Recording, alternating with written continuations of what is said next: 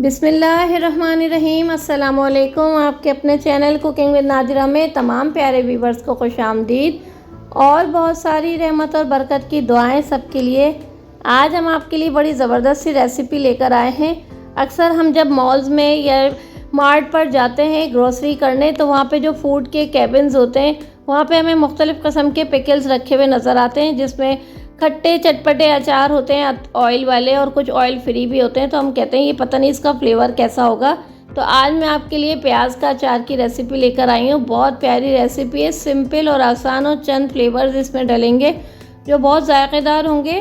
तो आइए बेहतरीन से इस पिकल को हम तैयार करते हैं। अनियन पिकल है ये, बेहतरीन सा, ऑयल फ्री। और जो हमारे बुज़ुर्ग थे वो भी इस अचार को बहुत ज़्यादा शौक़ से खाया करते थे। बहुत पुरानी कदीम ये रेसिपीज़ हैं जो अब बहुत ज़्यादा जो है बनाई जाती हैं, खाई जाती हैं। तो आइए देखते हैं हमने ऑयल फ्री अनियन पिकल को किस तरीके से तैयार किया। अगर आप मेरे चैनल को सब्सक्राइब करना चाहते हैं तो यूट्यूब सर्च में @कुकिंग विद नादरा लिखिए। डायरेक्टली मेरा चैनल आपके सामने आएगा और आप इसको सब्सक्राइब कर लीजिए और बेल आइकन को प्रेस कर लीजिए। और अगर मेरी वीडियोस अच्छी लगती हैं तो थम्स अप कीजिए। अनियन पिकल बनाने के लिए यहाँ पे हमने हाफ़ kg अनियन ली है और यहाँ पे हमने पाव भर हरी मिर्च ली है, 6 से 8 कलियाँ हमने लहसुन की ले ली हैं। अनियन जो है हमने छोटे साइज़ के लिए हैं और आप कोशिश करके इससे भी ज़्यादा छोटे साइज़ के अगर आपको वाइट वाले अनियन मिल जाएं तो आप वो लीजिएगा। बहुत ही अच्छा सा फ्लेवर आता है, बहुत अच्छा उसका रिज़ल्ट आता है।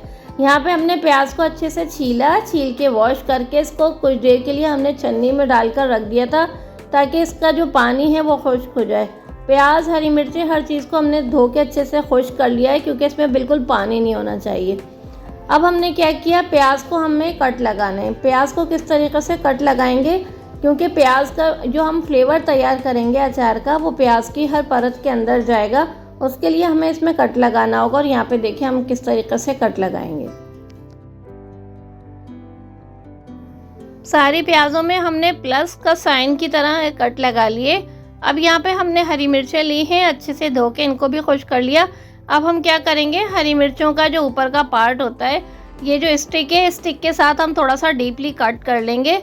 इस तरीके से ऐसे हमें कट करना है। और सेंटर में से हम क्या करेंगे, इसको या तो आप चाहें तो इसको हाफ जो है कट कर लें, या चाहें तो दो इसके पीस इस तरीके से कट कर लें। तो सारी मिर्चों को हम इस तरीके से सेंटर में से हम कट करके अलहदा करते जाएंगे। तमाम स्टिक्स को हमने हटा दिया और ये हमारी तीनों वेजिटेबल्स जो हैं वो रेडी हो गई हैं बेहतरीन से पिकल के लिए। अब हम क्या करेंगे, इनको साइड पे रखते हैं। कुछ फ्लेवर्स हम तैयार करेंगे तो इसके लिए हम स्टोव की तरफ चलते हैं। अचार के लिए फ्लेवर्स तैयार करेंगे और इसके लिए हमने यहाँ पे चूल्हे पे हमने कढ़ाई रखी है। बिल्कुल हल्की आंच पे हम क्या करेंगे, 4 कप हमने यहाँ पे पानी लिया है और इसको हम बॉईल कर लेंगे। बहुत ज़्यादा हार्डली बॉईल नहीं करना।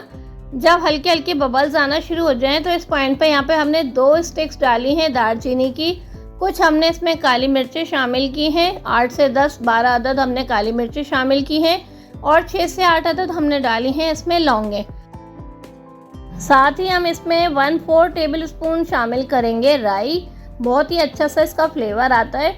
हल्की आंच पे हम इसको थोड़ा सा पकेंगे, तकरीबन 5-7 मिनट इसको हम पकने देंगे। 1 खाने का चम्मच हमने नमक डाला है।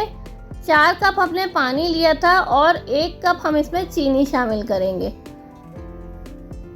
और साथ ही हमने इसमें लहसुन भी डाल दिए हैं। लहसुन थोड़े सॉफ्ट हो जाएंगे और ये जो साबुत मसाले हमने शामिल किए हैं, हल्की हल्की आंच पे ये बॉयल आता रहेगा और इसका फ्लेवर जो है बहुत अच्छा सा पानी में शामिल हो जाएगा।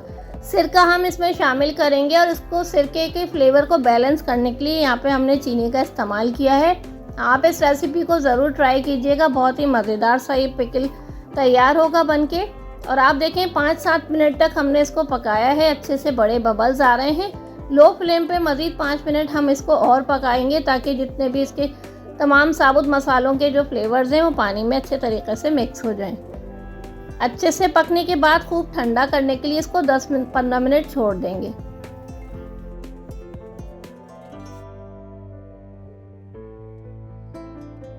अब बारी है अचार रेडी करने की। तो यहाँ पे हमने एक कांच का जार ले लिया है।